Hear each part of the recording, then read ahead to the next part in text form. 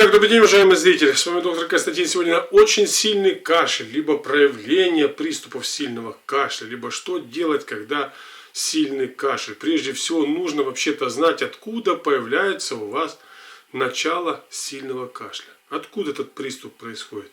Что начинает внутри у вас происходить с вашим организмом. Он идет, кашель, от желудка, от диафрагмы, от области печени, желчного пузыря, а может быть живота, а может поджелудочная, а может начинает спина болеть, а может позвоночник болит при сильном кашле, а может много что мокроты выделяется, это бронхи, хрипы, летят в разные стороны, извините меня, там хлопья внутри ваших бронхов.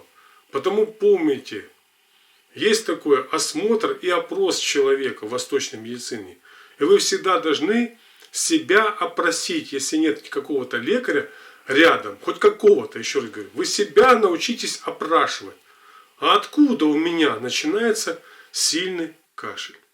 И если это грудная полость, мы смотрим, как простирается данный меридиан печени. Если это солнечное сплетение, диафрагма, здесь тоже у нас меридиан печени.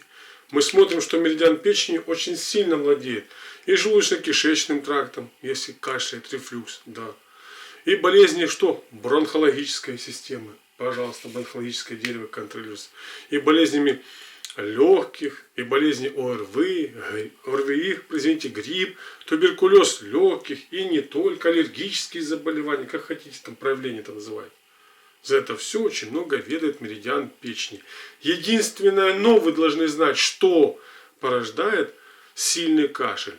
Слабость, вялость этого меридиана, он не выполняет свои функции. Тогда нужно что? Данную точку тонизировать. Либо наоборот, там скопилось столько много энергии, что она выходит, и вам надо данную точку F14 расслабить, чтобы помочь этой энергии выйти. Понятно. Вот для чего нужны акупунктурные точки. Помочь нашему организму, а потом установить диагноз, и восстанавливать свой организм во единое целое. Помните, не только меридиан печени контролирует грудь и грудную полость. 9 меридианов из 12 контролируют нашу грудную полость. В каком они состоянии?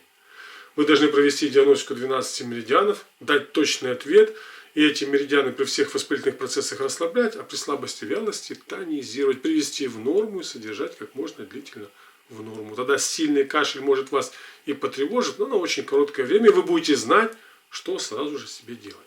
Спасибо за внимание.